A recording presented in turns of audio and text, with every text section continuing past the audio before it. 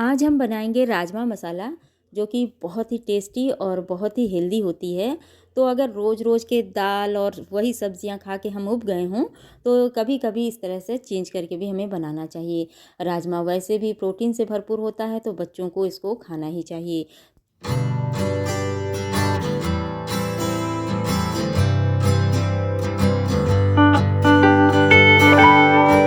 तो राजमा की इस सब्ज़ी को बनाने के लिए हमने ले लिया है 200 ग्राम के आसपास राजमा, जिसको हमने रात भर के लिए भिगो कर रख दिया था। और ये राजमा हमारा काफ़ी अच्छी तरीके से भीग गया है, जैसा कि आप देख सकते हैं। तो इसको हमने 3-4 पानी से पहले भी धोया था, और अब इस पानी को भी हमें ड्रेन आउट कर देना है।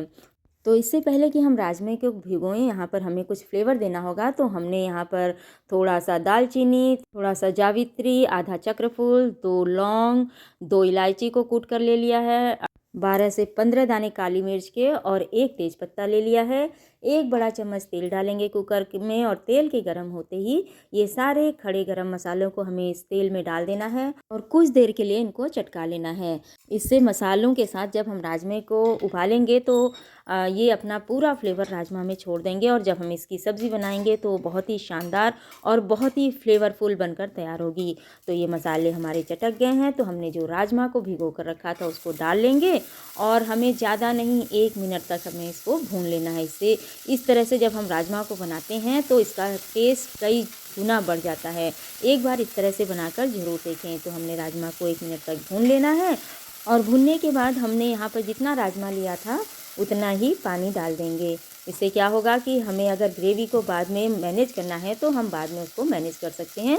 अभी हम बस जितनी नीड है उतना ही पानी डालेंगे। तो हमने पानी डाल दिया है, और यहीं पर स्वादानुसार नमक डाल दिया है। नमक अभी हमने सिर्फ राजमे भर का ही डाला है। और यहीं पर हमें 1/4 से थोड़ा कम बेकिंग सोडा लेना है, और इसको भी इसमें अच्छी तरीके से मिला देना है। इस तरह से बेकिंग सोडा मिलाने से, वैसे तो राजमे को हमने ओवरनाइट सोक करके लिया है तो वो कुक हो जाएगा जल्दी, लेकिन बेकिंग सोडा मिलाने से ये और जल्दी कुक होगा और इसका टेस्ट भी बहुत ज़्यादा बढ़कर आएगा। तो जब तक हमारा राजमा बॉयल हो रहा है, हम यहाँ पर मसाले की तैयारी कर लेते हैं। तो हमने 3 मीडियम साइज़ के प्याज और 3 ही मीडियम साइज़ के हमने टमाटर ले लिया है, 2 लाल मिर्च ले लिया है, और लहसुन को छील कर ले लिया है। तो लहसुन हम इसमें ज़्यादा ही डालते हैं क्योंकि उसका टेस्ट बहुत आता है। तो ये सभी चीज़ों को हमने रफली काट लिया है, और एक फ्राई पैन में हमने 2 बड़ी चम्मच तेल डालकर इसको भून लेना है। इस तरह से लहसुन, प्याज और मिर्च को हम पहले ही भून लेते हैं और उसके बाद ग्राइंड करते हैं। तो जब हम इसको और मसालों के साथ भूनते हैं तो हमारा काम बहुत जल्दी होता है, और हमारे मसाले बहुत जल्दी भूनकर तैयार हो जाते हैं।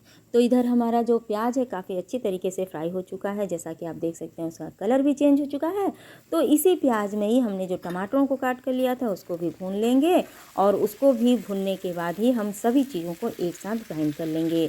तो हमारे टमाटर भी काफ़ी अच्छी तरीके से भुने जा चुके हैं। अब इनको रख दिया हमने ठंडा होने के लिए, और इधर हम देख लेते हैं तब तक कि हमारा राजमा कैसा बॉयल हुआ है।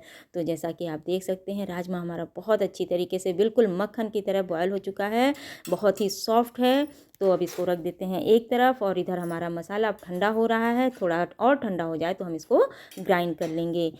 इधर कुकर को हमने चढ़ा दिया है गैस पर, और कुकर के गर्म हो जाने पर उसमें 2 बड़े चम्मच तेल डाल देंगे, और तेल के गर्म हो जाने पर 1 छोटा चम्मच जीरा डाल देंगे। जीरे के चटक जाने पर यहीं पर 1 छोटा चम्मच हम हल्दी पाउडर डाल देंगे। 2 बड़े चम्मच हम यहीं पर धनिया पाउडर डाल देंगे। 1 बड़ा चम्मच हमने ये कसूरी मेथी लिया है, उसको भी अच्छी तरीके से मसल कर डाल देंगे। और बेसिक मसालों में बस हम इतना ही डालेंगे, क्योंकि जब हम राजमे को बॉयल कर रहे थे तो उस समय हमने सारे खड़े गरम मसाले उसमें डाल दिए थे, जिससे कि उनका बहुत अच्छा फ्लेवर हमारे राजमे में आ चुका है।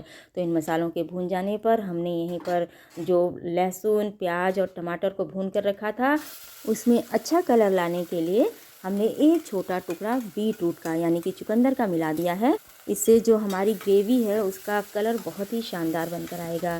तो सभी मसालों को हमें अच्छी तरीके से मीडियम फ्लेम पर भून लेना है, और अब हमें एक्स्ट्रा कुछ भी मसाला मिलाने की ज़रूरत नहीं है।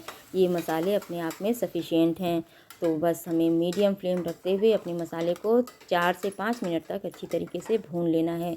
इस तरह से जब हम मसालों की अच्छी भुनाई कर लेते हैं तो हमारे राजमे का टेस्ट कई गुना बढ़ जाता है। सब्जियों की यही खासियत होती है कि अगर हम उसमें मसालों की अच्छी तरह से भुनाई कर दें और उसके बाद सब्जियों की अच्छी तरह से भुनाई कर लें तो उसका टेस्ट बहुत ज़्यादा बढ़ जाता है। तो हमारा मसाला जो है काफ़ी अच्छी तरीके से भुन चुका है, क्योंकि उसमें से तेल अलग होने लगा है। तो बस हमारा मसाला भुन चुका है। तो यहीं पर हमने जो अपना राजमा बॉयल करके रखा था, तो इस अपने फ्लेवरफुल राजमे को इसमें ट्रांसफ़र कर लेना है और इसको 4-5 मिनट तक और कुक कर लेना है।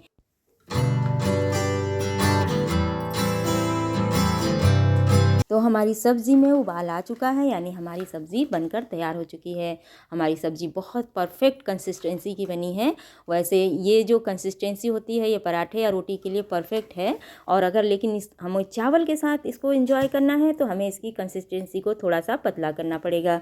तो उसके लिए 1 या 2 कप जैसी नीड हो उतना ही हमें पानी को अच्छी तरीके से उबाल लेना है और उसी के अकॉर्डिंग नमक को हमें बैलेंस कर लेना है और उसके बाद इसमें मिला देना है और बस हरे धनिए से गार्निश करके एंजॉय करें इस बहुत ही टेस्टी और बहुत ही हेल्दी सब्ज़ी को, चाहे रोटी के साथ, पराठे के साथ या फिर चावल के साथ।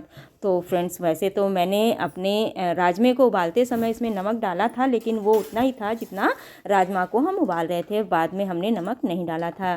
तो अपनी ग्रेवी के अनुसार हमने इसमें थोड़ा सा नमक और ऐड कर दिया है और बस हमारी ये बहुत ही शानदार सी सब्ज़ी बनकर तैयार है। तो बस इसकी प्लेटिंग कर लेते हैं। तो इस तरह ये हमारी मसाला राजमा की सब्ज़ी बनकर तैयार है, जो कि बहुत टेस्टी है। एक छोटा सा टुकड़ा बीटरूट का डालने से हमारे इस सब्ज़ी का कलर कितना परफेक्ट आया है, ये आप देख सकते हैं। लाल मिर्च और हरे धनिए से गार्निश कर दिया है और ये हमारी सब्ज़ी बिल्कुल परफेक्ट है, चाहे इसको रोटी, चावल या फिर पराठे के साथ एंजॉय करें। तो एक बार इसको बनाकर ज़रूर देखें।